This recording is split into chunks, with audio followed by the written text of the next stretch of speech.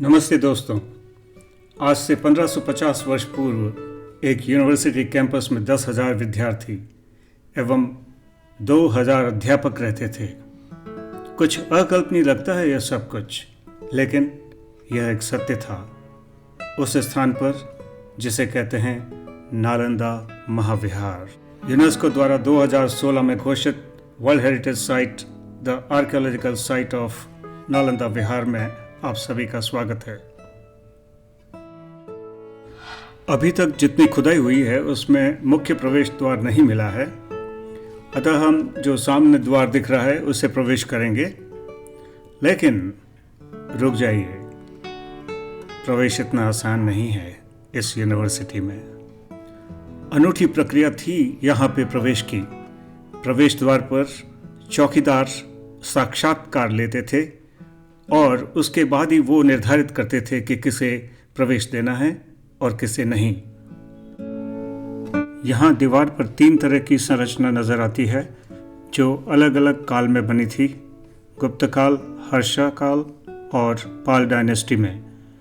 सभी का construction material भी अलग है। हम ये नक्शे में देख सकते हैं कि किस तरीके से ये बना हुआ है। ऐसा कहा जाता है कि करीब 10% खुदाई हुई है अभी तक। लेकिन so this is the central path and on one side we have monasteries and on other side we have the temples. और बेसिकली स्टूडेंट्स के आवास के जगह थी। अब 30 से 40 यहाँ पे रूम होते थे जिनमें टीचर्स एंड स्टूडेंट्स या फिर सिर्फ स्टूडेंट रहते थे। ऐसा कहा जाता है कि जो बड़े रूम थे उसमें टीचर्स रहते थे। एक बड़ा सा प्लेटफॉर्म बना हुआ होता था और उस प्लेटफॉर्म पे बैठ के और टीचर्स अपना व्याख्यान देते थे। बाकी जो बीच का एरिया है वो सब बैठने के काम आता था। इसी तरीके से यदि आप वेस्ट में देखेंगे तो वहाँ चैत्याज हैं और जो कि टेम्पल्स हैं और मेडिटेशन के बहुत सारे स्थान हैं। एंड सी यहाँ पे स्तूपा है जो कि एक बहुत ही इम्पोर्टेंट साइट है और आप सामने देख सकते हैं ये स्तूपा है जो कि यहाँ पे इस जगह दिखाया गया है। ये दाहिनी तरफ जितना भी आप देख रहे हैं लाइन से आखिर तक, वे सब मोनास्ट्रीज या मठ हैं। सामने मेरे दाईं ओर 7वें नंबर है, फिर 8, 9 और 10। मोनास्ट्री में जो 4 और 5 नंबर है वो मिला दी गई है, इसलिए इसकी संख्या 10 होती है। अन्यथा यदि हम अलग से करें तो वो 11 की होती है। बीच बीच में आप देख सकते हैं कि ये वहाँ पे जो स्थल बने हुए हैं वो बेसिकली मेडिटेशन के लिए थे। मोटे तौर पर सभी मठों की या मोनास्ट्रीज का स्ट्रक्चर एक ही जैसा होता था, इसलिए हम एक मोनास्ट्री को विस्तृत रूप से देखेंगे। ये मोनास्ट्री है जैसा कि पहले वर्णन किया गया था। ये चारों तरफ आप जो कमरे देख रहे हैं ये संख्या में 30 से 40 मोनास्ट्री पे डिपेंड करता है, उसके अनुसार होते थे। और ये स्थल वो है जहाँ पे टीचर बैठ के और अपना व्याख्यान देते थे और सामने स्टूडेंट्स बैठ जाते थे। एंड इसी में ये व्यवस्था थी कि स्टूडेंट्स स्वयं अपना भोजन बनाते थे और भोजन बनाने के लिए इस तरीके के चूल्हे हुआ करते थे।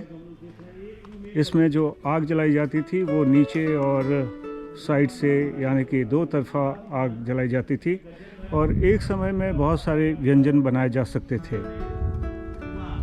ये सामने आपको कुआं नज़र आ रहा है और कुआं जो है वो नॉर्थ वेस्ट में बना हुआ है।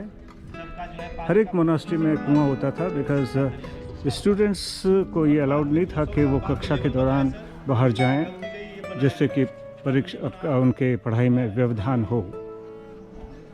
कुएं का आकार भिन्न है, ये राउंड नहीं है, कुछ ऑक्टागोनल टाइप है या फिर टीचर्स रहते थे।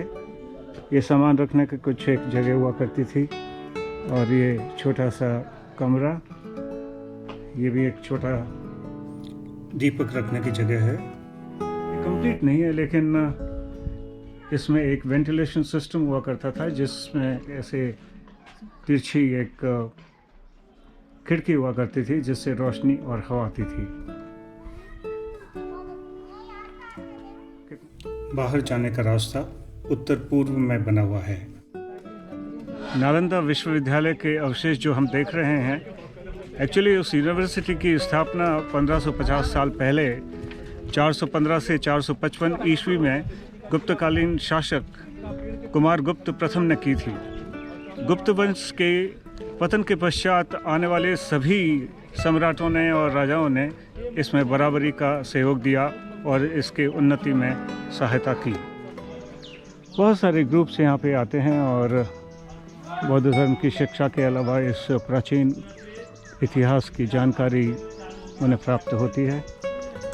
सैकड़ों की संख्या में अनेक देशों से।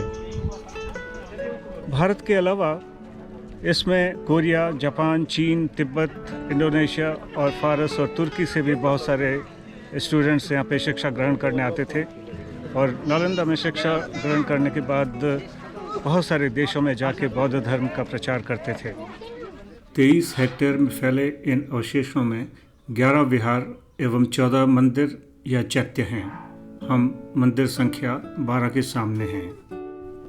मंदिरों में ध्यान, पूजा एवं कुछ विशेष कार्य संपादित किए जाते थे। ये आपको जितने भी नज़र आ रहे हैं ये सब मनौती स्तूपा हैं। लेकिन ये जो पत्थरों में देख रहे हैं ग्रे कलर का, ये एक्चुअली ब्लैक स्टोन्स में है और ये 9th सेंचुरी का कार्विंग का एविडेंस है। चूँकि यहाँ आर्ट एंड आर्किटेक्चर की पढ़ाई होती थी तो उसके माध्यम से स्तूप बनाते थे, मोटिव स्तूप बनाते थे। और ऊपर में जो देख रहे हैं वो हॉल टाइप का है, वो उसको हर्मिका कहते हैं, जिसमें बुद्ध से रिलेटेड सामग्री रखा जाता था। इसके चारों तरफ डिफरेंस पोस्टर्स में भगवान बुद्ध की मूर्तियाँ हैं।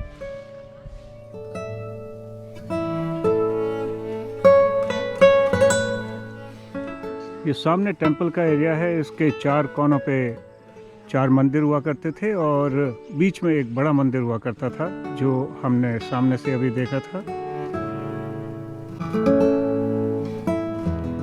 इस विश्वविद्यालय का जो श्रेष्ठ समय था, सर्वश्रेष्ठ, जब ये बिल्कुल पूर्णतः अपने स्वरूप में था, वो 5वीं सेंचुरी या 5वीं शताब्दी से लेके और 12वीं 13वीं शताब्दी तक था। यानी इसका वैभव काल जो था वो करीब 800 साल तक था।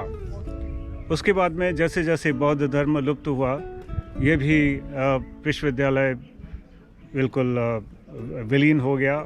लेकिन उससे पहले मैं कहूँ कि खिलजी ने, बख्तियार खिलजी ने इसको नष्ट कर दिया था संपूर्णतया। और ऐसा कहा जाता है कि किसी एक विशेष घटना के बाद उसने इसको तहस नहस किया था और इसको जला के नष्ट कर दिया था। इसमें सैकड़ों बौद्ध अनुयायी और यहाँ के जो स्टूडेंट्स थे उनको मार दिया गया था। लेकिन कुछ बच के और आसपास के देशों में जाके सेटल हो गए थे। यहाँ पे जो आग लगी थी वो करीब 6 महीने तक जलती रही और हम अभी भी देख सकते हैं कि बहुत सारे पत्थर ऐसे हैं जो कि अभी भी काले रंग के हैं और कई जगह आपको इस तरह के जले हुए स्थान मिलेंगे। हम सोच सकते हैं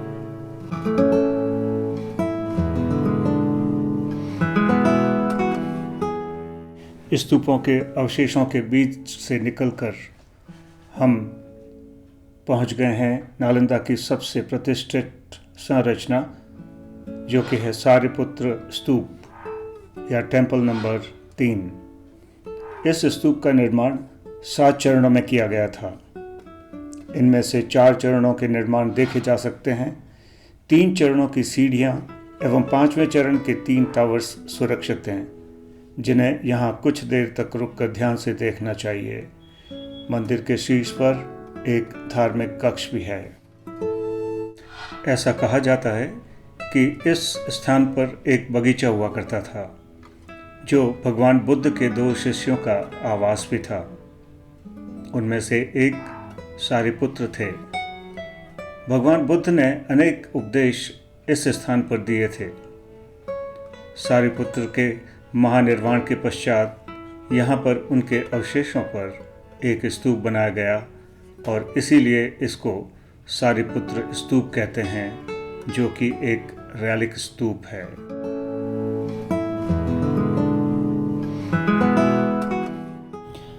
मूल रूप से यह एक छोटी संरचना थी जिसे विभिन्न कालों में बड़ा किया गया।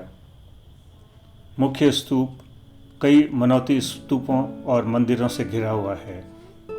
कई मंदिरों की ईंटों पर बुद्ध के उपदेश भी लिखे हुए हैं। हम सामने एक रथाकार मंदिर या पंचायतन मंदिर देख सकते हैं।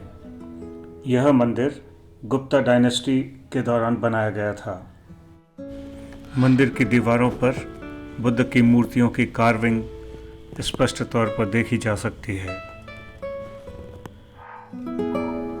महाविहार के दक्षिणी छोर पर सारिपुत्र स्तूप के बगल में मोनास्ट्री नंबर 1B और 1A है। आश्चर्य होता है कि उस दौर में भी यहाँ literature, astrology, psychology, law, astronomy, science, warfare, history, mathematics, architecture, language, science, economics and medicine समेत कई विषय पढ़ाए जाते थे। हम मोनास्ट्री नंबर 1A का एक क्विक टूर लेंगे। मठ की सीमा पर चारों ओर आवास बने हुए हैं। इस स्थान पर अध्यापक बैठते थे। बीच में विद्यार्थी। हमें एक चूल्हा और एक कुआं नज़र आ रहा है। कुएं की दीवारें हेक्सागोनल या षटकोणीय हैं और चूल्हे और मोनास्ट्री से थोड़ा सा अलग हैं। अब हम मोनास्ट्री संख्या 1 में हैं।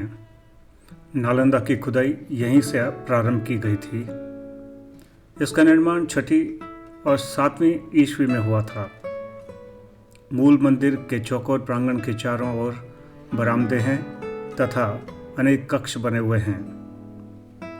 ऊपरी तल पर 34 कक्ष थे जो विद्यार्थियों की आवश्यकता से सुसज्जित थे।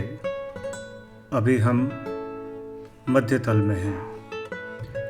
दीवारों पर कई जगह इस तरह के प्लास्टर मिलेंगे। वे मूर्तियां सजाने के लिए थे। मोनास्ट्री के चौकोर प्रांगण में वे सब सुविधाएं मौजूद थी जो और मोनास्ट्रीज में होती हैं। यहाँ पर एक मंदिर देखा जा सकता है एवं अभ्रक की 2 शिलाएं देखी जा सकती हैं जो सूर्य के प्रकाश को रिफ्लेक्ट कर पूरे परिसर को प्रकाशमान करती थीं। इस मोनास्ट्री में गुप्त काल से लेकर पाल डायनेस्टी के बीच में 6वीं से 9वीं शताब्दी के समय के निर्माण के सबूत मिलते हैं। यह एक स्टोर रूम है जो कि अपने मूल रूप में दिख रहा है। इसकी वास्तुकला उस जमाने के हिसाब से अद्वितीय है।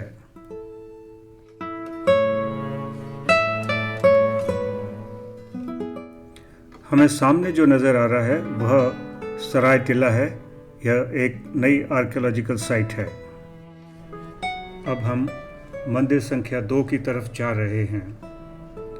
चौड़ी सीढ़ियों से ऊपर जाने पर हमें 5 मीटर चौड़ा प्रदक्षिणा पथ नज़र आता है और उसके पश्चात 5 मीटर वर्गाकार गर्भगृह है।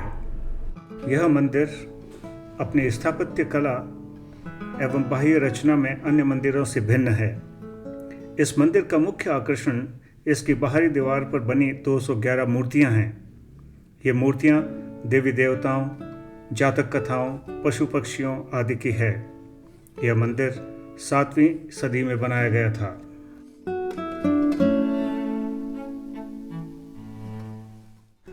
नालंदा महाविहार की खुदाई में प्राप्त सभी महत्वपूर्ण दस्तावेजों, मूर्तियों एवं आर्टिफैक्ट्स को आर्कियोलॉजिकल सोसाइटी ऑफ इंडिया के इस भव्य म्यूजियम में रखा गया है। और इस तरह हमारी यात्रा के तीसरे दिन राजगीर एवं नालंदा की यादें समेटे हम चल पड़े गया रेलवे स्टेशन की ओर। मिलते हैं आपसे कल वाराणसी में।